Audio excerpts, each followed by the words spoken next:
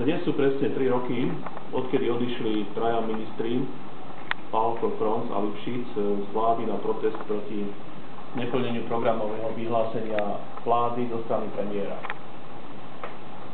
Traja ministri tým povýšili morálku a idealizmus nad pragmatizmus vládnutia.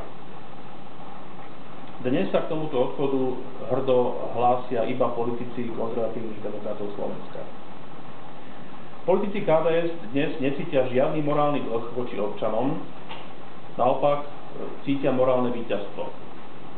Dokázali sa vzdať moci pre vyšší ideový princíp. Politici KDS nevidia východisko z dnešnej krízy opozície podporovaním ďalších ideových kompromisov.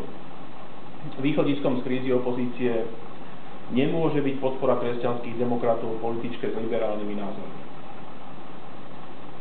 To sme nemuseli v roku 2006 odchádzať kvôli výhrade vo svedomí z vlády. To bol ten istý ideový spor.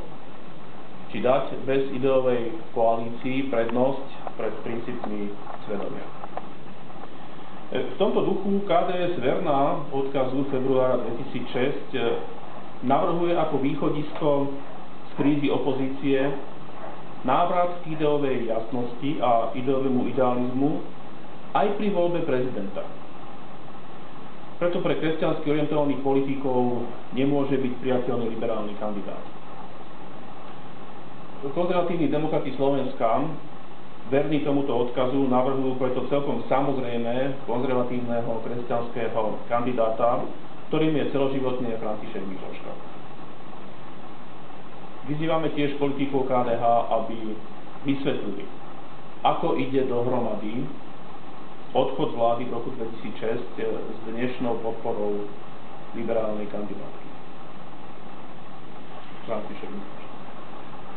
Predkladám tézy mojej prezidentskej kandidatúry.